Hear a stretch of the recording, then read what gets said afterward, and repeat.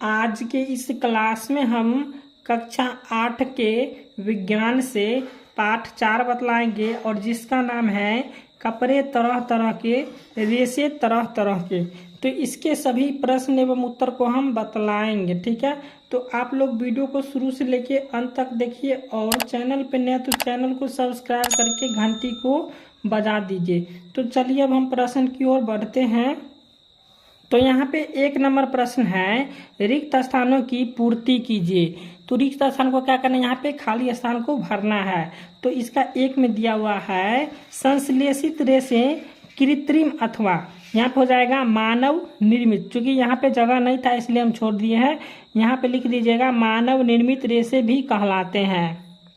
उसके बाद दूसरा में है सूती वस्त्र जलने पर जो है सो कागज के जलने जैसे गंध आती है और जबकि नायलन से उबलती हुई फली के समान गंध निकलती है। उसके बाद 3 में है सूती और नायलॉन के वस्त्र को फाड़ने पर सूती वस्त्र जो है सो आसानी से फटते हैं।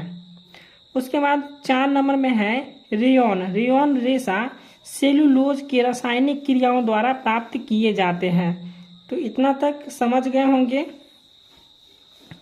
उसके बाद 2 में है मिलान कीजिए। तो कॉलम क का क्या करना है, कॉलम ख से मिलान करना है। तो यहाँ पे 1 में दिया हुआ रेशम, रेशम क्या है, प्राकृतिक रेशा, ये जो है प्राकृतिक से प्राप्त होता है। रेशम क्या होता है, प्राकृतिक से प्राप्त होता है।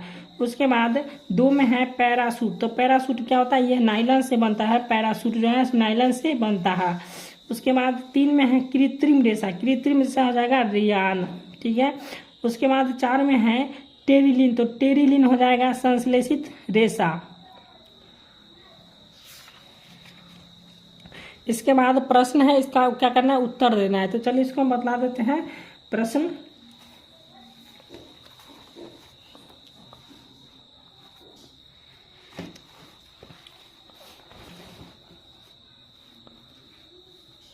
तो यहाँ तीसरा प्रश्न दिया हुआ है कि कुछ रेशे संश्लेषित क्यों कहलाते हैं। तो इसका हम उत्तर लिखेंगे इस प्रकार से कि रासायनिक संश्लेषण प्रक्रिया द्वारा रेशों का निर्माण होने लगा है, इसी प्रकार के रेशा को संश्लेषित रेशा कहते हैं, ठीक है। रासायनिक संश्लेषण प्रक्रिया द्वारा क्या होता है कि रेशों का निर्माण होता है और इसी प्रकार के रेशा क्या कहते हैं, संश्लेषित रेशा कहते हैं। जैसे हो गया नायलॉन, उसके बाद हो गया डेकरान, टेरिलिन, पॉलिस्टर, टेरिकॉट इत्यादि, ठीक है। ये समझ गए होंगे ये क्वेश्चन। उसके बाद 4 नंबर प्रश्न है, नायलॉन रेशों से निर्मित 2 वस्तुओं के नाम बताइए जो नायलॉन रेशे की प्रबलता दर्शाती हो। तो यहाँ पे इसको हम इस प्रकार से लिखेंगे इसका उत्तर कि नायलॉन का तार इस्पात के तार से अधिक मजबूत होता है। नायलॉन का तार जो होता है इस्पात के तार से अधिक मजबूत होता है और इसी गुण के कारण नायलॉन का उपयोग पैराशूट और चट्टानों पर चढ़ने हेतु रस्सों के निर्माण में भी किया जाता है। पैराशूट यानी कि जो जहाज से कूदते वक्त इसको लगाया जाता है, पैराशूट को, ठीक है। उसके बाद यहाँ पे 5वां प्रश्न है, रसोई घर में संश्लेषित वस्त्र पहनने की सलाह नहीं दी जाती है, क्यों। तो इसका उत्तर हम लिखेंगे कि संश्लेषित वस्त्र में आग जल्दी पकड़ लेते, इसलिए रसोई घर में संश्लेषित वस्त्र नहीं पहनना जाता है। समझ गए होंगे।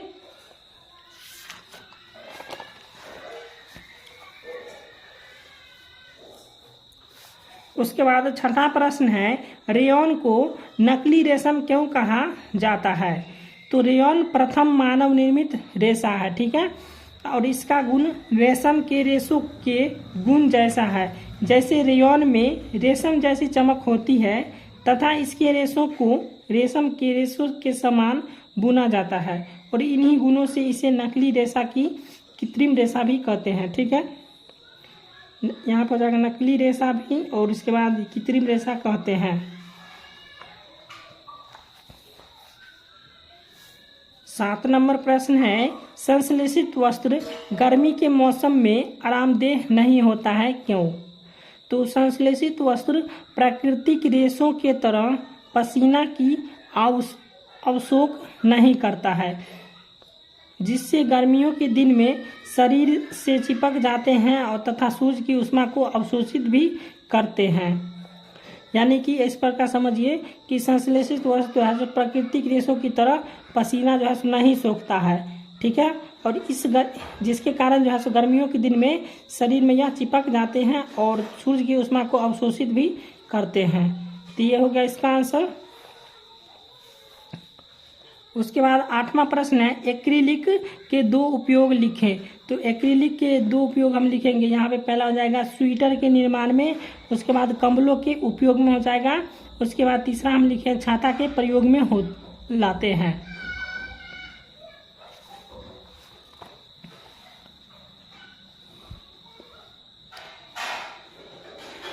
नौवां प्रश्न है, रेशा का नाम बताइए जो, यहाँ पे पहला प्रश्न दिया 9 का 1 में, जलने पर जलते हुए कागज का गंध देता है। तो जलने पर जलते हुए कागज का गंध देता है, सूती वस्त्र जो है सो जलने पर जो है कागज का गंध देता है। उसके बाद 2 में है, जलने पर जलते हुए बाल का गंध देता है। तो जलने पर जलते हुए बाल का गंध देता है वो हो जाता है रेशम, हवा में जल्दी जल जाते हैं, ठीक है। रेशम जो है हवा में जल्दी जल जाते हैं तथा जलते समय उसमें से पंखों या बालों के जलने के समान गंध देता है। उसके बाद 3 में है, जलने पर उबलती हुई फली का गंध देता है। तो जलने पर उबलती हुई फली का गंध कौन देता है? नायलॉन देता है। इसका उत्तर हो जाएगा नायलॉन।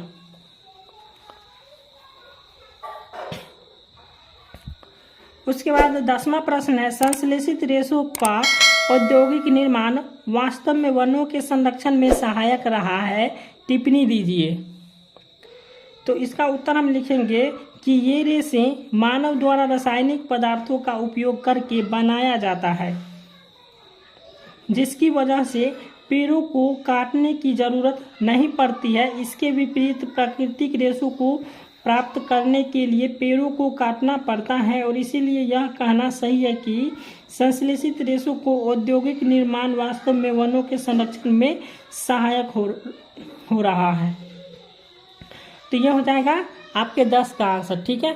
तो इसी प्रकार आप लोग लिख लीजिएगा। वीडियो अच्छा लगा तो वीडियो को लाइक और चैनल को सब्सक्राइब कीजिएगा।